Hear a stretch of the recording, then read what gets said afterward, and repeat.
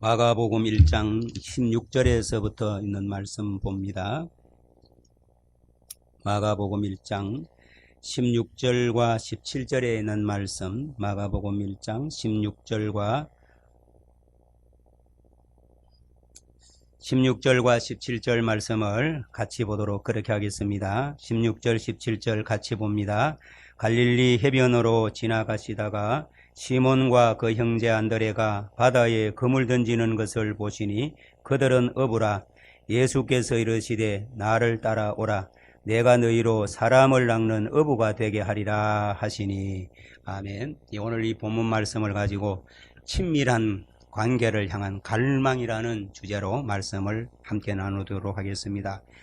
심리학자 에이미 블롬이라고 하는 사람이 이런 말을 했습니다. 50년 넘게 한 이불을 덮고 잔 사이라 해도 누군가를 친밀하게 알고 그와 친밀하게 교감하는 것은 언제나 경계선을 넘는 위험한 일이다, 이런 말을 했습니다. 한 공간에 있다고 같이 있는 게 아닙니다. 아는 사람이 많아도 외롭습니다. 화성에서 온 사람하고 금성에서 온 사람이 한 몸을 이룹니다. 영화와 같은 행복한 나날이 이어지리라고 믿기만 합니다. 친밀함을 위하여서 얼마나 많은 노력이 필요한지, 수고가 필요한지 상상도 하지를 못합니다. 화성에서 온 사람, 금성에서 온 사람이 한 몸이 되어졌습니다.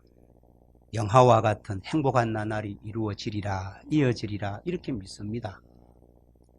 이 친밀함을 위해서 얼마나 많은 노력, 수고가 필요한지는 꿈에도 모릅니다. 너무나 다른 두 사람이 한 테이블에 앉아 있지만 친밀함에 대한 지식과 경험이 없다는 사실입니다. 그래서 자꾸만 눈에 거슬리는 일이 발생합니다.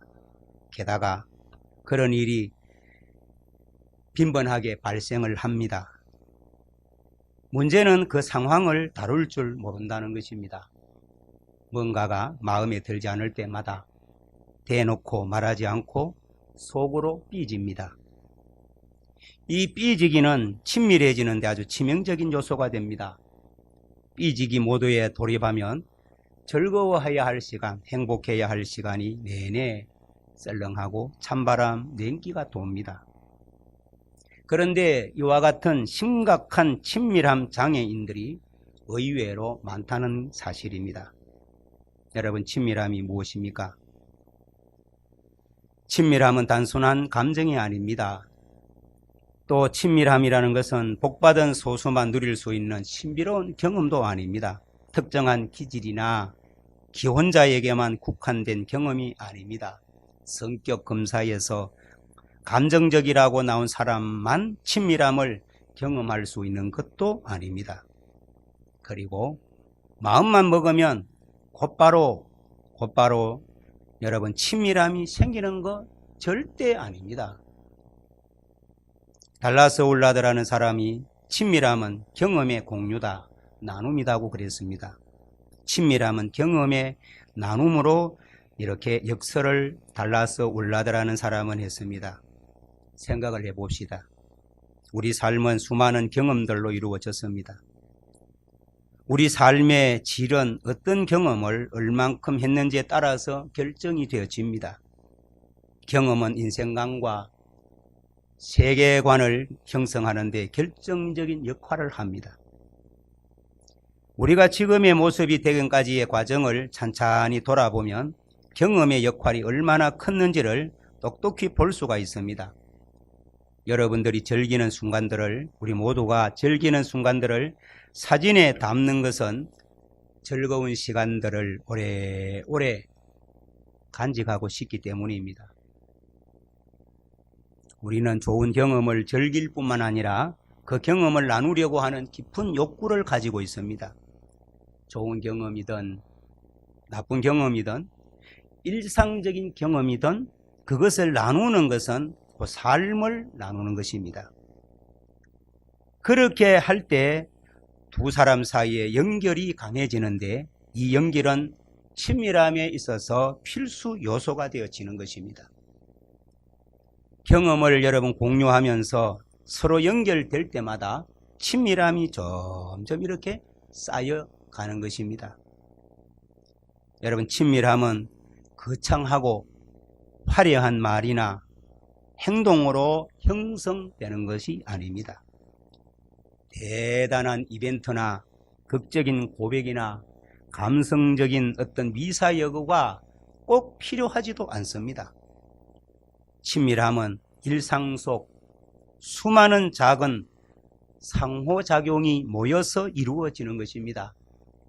자녀가 집에 오면 학교에서 어떻게 지냈는지 물어보고, 아내에게 모임에 어떤 옷을 입고 갔는지 물어보고, 그저 들어 넘겨도 좋을 농담에 귀를 기울여주고, 축 처진 어깨를 눈치채고 한마디 격려의 말을 건네고, 지친 동료에게 몰래 윙크를 해주고, 이런 소소한 것들이 친밀함의 열쇠가 된다는 사실입니다. 여러분, 음표 하나 별것 아닙니다. 그런데 여러 음표를 조화롭게 연결하면 베토벤 9번 교향곡이 탄생하는 것입니다. 경험을 나누는 것도 마찬가지입니다. 한 번의 어울림은 별것 아닐지 모르지만 계속해서 경험을 나누면 이 친밀함이 쌓여져 가는 것입니다. 여러분, 같은 시간 같은 장소에 있다고 해서 무조건 친밀해지지는 않는다는 사실입니다. 여러분, 사랑과 친밀함은 다릅니다. 여러분, 같은 시간 같은 장소에 있다고 해서 그 부부가 친밀한가? 그 여러분 스스로가 하면 부부간에 나는 친밀한가? 이렇게 물어보십시오. 물리적인 공간을 공유하면서도 경험을 공유하지 않는 일이 얼마든지 가능합니다. 일방적이고 저절로 생겨나는 친밀함은 절대로 없습니다. 친밀함은 언제나 상호작용입니다. 일방적이지 않습니다. 아내 혼자, 남편 혼자, 목사 혼자, 성도 혼자 아닙니다. 함께. 여러분, 물리적인 공간은 공유하면서도 경험을 공유하지 않는 일이 얼마든지 가능합니다. 일방적이고 여러분 저절로 생겨나는 친밀함은 절대로 없습니다. 친밀함은 상호성을 기반으로 하고 있기 때문입니다. 한 사람이 다른 사람을 일상적인 순간들로 초대하고 그 사람이 그 초대를 받아들이고 자신도 초대로 화답할 때 친밀함이 자라게 되는 것입니다. 여러분, 경험을 나누기 위해서는 상대방에게 온전히 집중해야 됩니다. 생각과 감정, 경험을 솔직히 말하고서 상대방의 말도 경청해야 됩니다. 그렇지 않으면 그냥 두 사람이 우연히 같은 시간에 같은 장소에 있는 것일 뿐입니다. 몸은 그곳에 있어도 마음은 다른 곳에 가 있다면, 눈앞에 있는 사람과 말을 해도 정신은 주식시장이나 일터에 가 있다면 그 사람과 실제로 경험을 나누는 것은 아닙니다. 그래서 두 사람이 함께 식사를 하거나 영화를 보거나 차를 타고 상점에 가거나 심지어 자식을 잃어버리는 이런 참 비극을 함께 해도 친밀함이 쌓이기는커녕 오히려 친밀함이 바닥나는 경우가 허다합니다. 얼마 전에 친구들과 함께 식사를 했는데 몸은 같은 테이블에 앉아 있었지만 정신은 온통 휴대폰에 팔려있는 친구가 있었습니다. 식사한 지가 얼마나 되었을까? 그 친구한테 문자가 갑니다. 당신 앞에 친구가 앉아 있어요. 휴대폰이 유용한 물건이긴 하지만 여러분, 주객을 전도시킬 때가 얼마나 많은지 모릅니다. 함께 앉아 각자가 SNS를 하는 시간이 양질의 시간일까요? 함께 앉아서 한 테이블에 앉아 이메일을 확인하는 시간이 양질의 시간일까요? 멍하니 함께 앉아 텔레비전 보는 시간이 양질의 시간이 되겠습니까? 여러분, 눈앞에 있는 사람하고 진정으로 함께 하려면 집중하고 더불어 시간을 투자해야 됩니다. 정말 그 사람하고 친밀하고 깊은 사귐을 가지려고 그러면 진정으로 함께 있는 사람과 친밀해지려고 하면 함께 있는 그 시간에 그 사람한테 집중하고 그 사람한테 시간을 내어야 하는 것입니다. 여러분, 시간은 유한한 자원이기 때문에 시간만큼 귀한 거 없습니다. 여러분, 돈은 더 많이 가질 수 있지만 시간은 더 많이 가질 수가 없습니다. 여러분과 호주머니에 지금 돈이 많은 사람도 있을 것입니다. 그러나 시간이라는 것은 저와 여러분에게 똑같이 하루는 24시간이라는 시간입니다. 그래서 어떤 사람에게 시간을 할애 내어준다는 것은 진짜 귀한 것을 주는 것입니다. 왜? 시간은 여러분 없어지기 때문인 것입니다. 말씀드린 것처럼 돈은 더 많이 가질 수 있지만 시간은 더 많이 가질 수가 없죠. 그래서 누군가에게 시간이라는 선물을 주는 것은 더없이 친밀함의 행위가 되는 것입니다. 되돌릴 수 없는 것을 주는 것이기 때문입니다. 그래서 누군가와 친밀함을 추구한다는 것은 시간표에서 그와의 관계를 가장 우선한다는 사실입니다. 시간 투자와 집중, 이 둘은 경험을 공유하는 열쇠가 되는 것입니다. 이 시간 투자와 집중, 이거 두 가지가 없이는 절대로 진정한 친밀함, 참된 친밀함은 경험할 수 없고 사랑하는 사람들에게 이보다 더 큰 선물도 없다는 사실입니다. 여러분, 누군가와 진정으로 함께 하려고 하면 인내하고 희생을 해야 됩니다. 다른 사람의 누군가와 같이 살려고 하면 그렇지 않습니까? 부부간이든 부모와 자식간이든 성도와 성도간이든 여러분, 진정으로 함께 하려면 인내하고 희생해야 됩니다. 상대방의 마음을 먼저 헤아리고 그 사람의 사랑과 존중을 받고 있다고 느끼게 만들기 위해서 주저없이 아끼지 말고 시간을 투자해야 하는 것입니다. 예수님은 시간과 관심을 통하여서 친밀함을 쌓는 경험 공유에 대가셨다는 것을 말씀 속에서 발견하게 됩니다. 마가복음은 예수님이 제자들을 선택하신 이유를 강조하고 있습니다. 마가복음 3장 14절 말씀 가운데 보시면 이에 12를 세우셨으니 이는 자기와 함께 있게 하시고 또 보내사 전도도 하며 12를 세우셨으니 이는 자기와 함께 있게 하시고. 여러분, 제자를 선택하신 이유가 아주 단순합니다. 함께 있으려고 택했다, 이렇게 말합니다. 함께 있으려고. 예수님은 가르치실 때도, 여행하실 때도, 사역을 하실 때도, 식사하실 때도, 쉬실 때도, 수많은 사람들로 인하여 인파로 북적 끓일 때도, 모든 사람이 떠나고 휑할 때도 제자들과 함께하는 일에, 삶의 많은 부분을 할애했습니다. 예수님은 제자들과 함께하는 시간이 여러분 항상 신이 나고 즐겁고 행복했던 것만은 아닙니다. 예수님과 제자들과 함께하기 위하여서 주님은 여러 부분 여러 모양으로 같이 하셨지만 그 함께하는 그 시간이 항상 행복했느냐, 항상 즐거웠느냐, 그렇지만은 않습니다.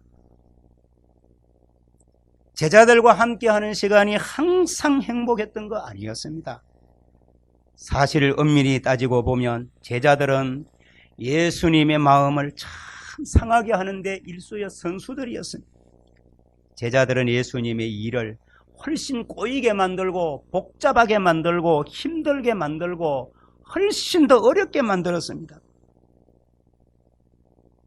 그리고 예수님의 여러분 이렇게 시간을 내시고 집중하신 것은 주 목적은 제자들을 행복하게 해주기 위하여서 그것만은 아닙니다. 예수님의 참된 목적은 제자들을 행복하게 만드는 것 아닙니다. 그런데 한 가지 분명한 사실, 제자 중에 어느 누구도 예수님께 찾아와서 예수님에게 따졌다는 기록이 없습니다. 주님, 왜 저에게 시간을 내주시지 않았습니까? 예수님 이제 인기가 좀 올라가니까 저희는 안중에도 없군요.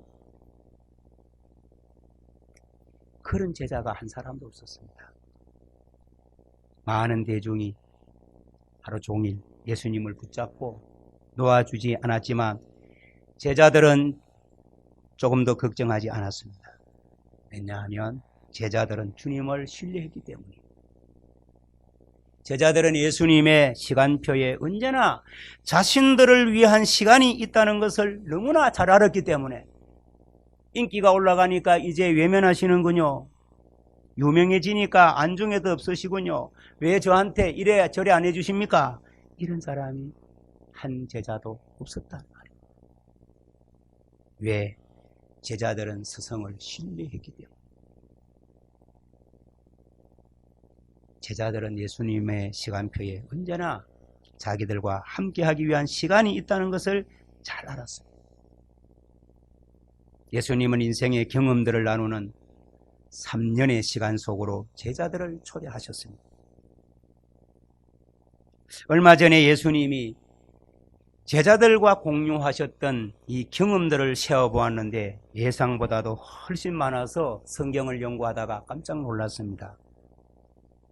예수님은 인생의 경험을 제자들과 나누는 이 3년 6개월의 시간 속으로 제자들을 이렇게 초대하셨는데 예수님이 제자들과 나누었던 공유하셨던 그 경험을 이렇게 세어보았더니만 너무 많은 겁니다. 가장 많은 것은 뭐냐? 주님은 경험을 제자들과 나눈 경험 가운데 첫 번째가 뭐냐 하면 함께 걸었다는 것. 예수님이 제자들과 함께 가장 많이 경험을 공유하시는 것은 함께 걸었다는 겁니다. 오늘 본문 말씀 가운데 이렇게 나와 있습니다. 마가복음 1장 16절 17절에 보면 갈릴리 해변으로 지나가시다가 시몬과 그 형제 안드레가 바다에 그물 던지는 것을 보시니 그들은 어부라. 예수께서 이르시되 나를 따라오라. 나를 따라오너라. 예수님이 제자들에게 초대하신 이 초대야말로 제자들의 인생을 완전히 바꾸어 놓습니다. 예수님의 이 초대야말로 역사상 사람의 인생을 가장 크게 바꾸어 놓은 가장 강력한 친밀함으로의 초대가 아닐까 생각을 합니다. 순종이 예수님을 따르는 삶의 일부이기는 하지만은 예수님은 내게 순종하라 이렇게 말씀하지 않았습니다. 예수님은 나를 제대로 믿어라 이렇게도 말씀하시지도 않으셨습니다. 나중에 예수 그리스도를 섬기는 것이 제자들의 가장 큰 목적이 되었지만 훗날에 예수님을 섬기는 것이 제자들의 가장 큰 목적이 되지만 예수님은 나를 섬기라 이런 말씀도 하시지 않았습니다. 부르셔서 뭐라고 말씀하시느냐? 함께 걷자. 함께 걷자. 그리고 나서 예수님은 3년 6개월 동안 제자들과 함께 걷는 날이 많았습니다. 예수님께서 제자들을 부르셔서 내게 순종하라고도 나를 제대로 믿으라고 나 잘 섬겨라 이런 말씀도 하시지 않고 나와 함께 걷자 그리고 3년 6개월 동안 제자들은 주님과 함께 걸었습니다. 함께 걷는 것이 모든 역사의 시작이었고, 예수님 부활하신 후에도 예수님은 낙심하고 좌절해서 엠마오로 내려가고 있는 두 제자와 여러분, 예수님은 10km를 함께 걸었습니다.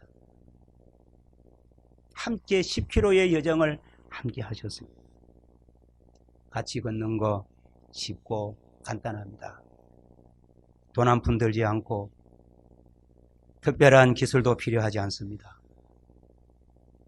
하지만 두 사람이 가까워지기에 이보다 더 좋은 방법은 없습니다. 두 사람이 가까워지는 데에는 함께 걷는 것보다 더 좋은 방법이 없습니다. 예수님을 사랑하는 것하고 예수님과 함께 예수님을 사랑하는 것은 곧 예수님과 함께 걷는 것을 의미합니다. 지금도 여러분들이 예수님을 사랑하면 예수님을 사랑하는 사람은 예수님과 함께 걷는 사람입니다. 사랑하는 성도 여러분, 함께 주님과 함께 걷고 함께 성도 여러분들과 함께 걸어보시지 않겠습니까? 기도하겠습니다.